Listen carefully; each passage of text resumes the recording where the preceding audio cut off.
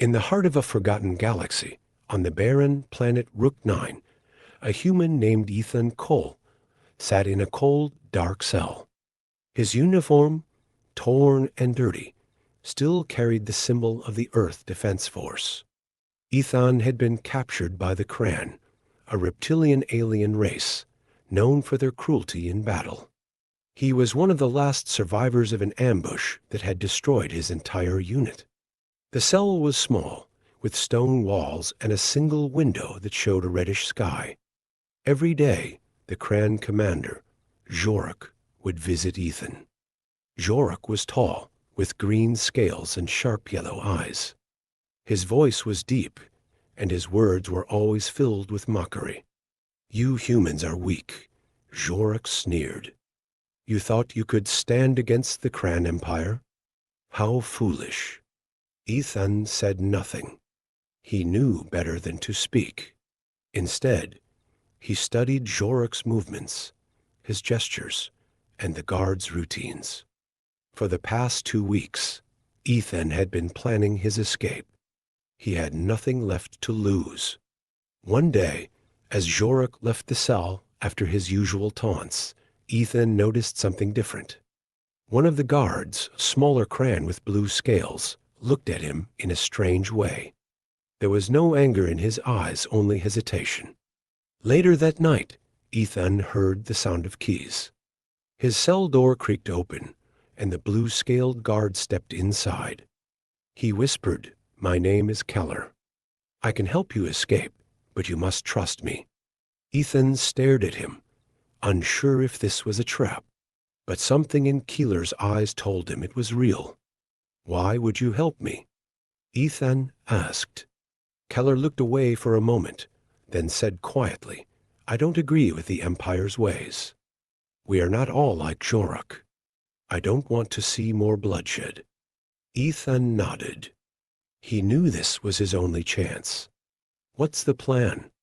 he asked. Keller explained the guards' shifts and the path to a secret exit through the mountains. They would have to move quickly and quietly. Ethan listened carefully, memorizing the details. The next night, Keller returned, this time with a weapon, a small laser pistol. "We don't have much time," Keller whispered. "Follow me." They slipped through the hallways of the prison, avoiding patrols. Ethan's heart raced, but he kept calm, trusting Keeler's guidance. The further they went, the colder the air became. Finally, they reached a hidden tunnel that led out of the prison and into the vast, rocky landscape of Rook 9. As they emerged, the cold wind hit Ethan's face. Freedom was so close, but they weren't safe yet. Jorok was no fool.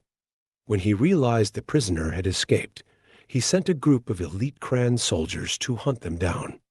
Ethan and Keller moved quickly through the rocky terrain, but the Kran soldiers were fast and relentless. "We need to reach the signal tower," Keller said as they ran. "From there, you can send a message to the Earth fleet." Ethan's legs ached, but he kept going. The tower was their only hope. As they reached the base of the tower, the Kran soldiers appeared behind them, weapons drawn. Keller turned to face them. "Go." "I'll hold them off," he shouted. Ethan hesitated. "I can't leave you behind." "You have to," Keller insisted. "If you don't send that signal, we both die here. Now go." With a heavy heart, Ethan ran up the tower. The sound of laser fire echoed below, but he didn't look back. He reached the control panel at the top and quickly started the emergency signal. The message was simple: "Earth, send help. Rook 9 under siege. Last survivor." As the signal transmitted, Ethan looked down.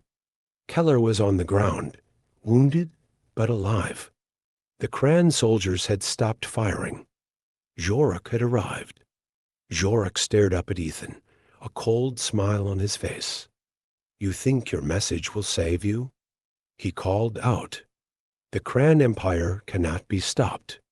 But Ethan knew the truth. The Earth Defense Fleet would come. He had done his part. As he climbed down, ready to face Jorik one last time, he felt a sense of peace. No matter what happened next, the battle wasn't over yet. The human spirit was not so easily broken.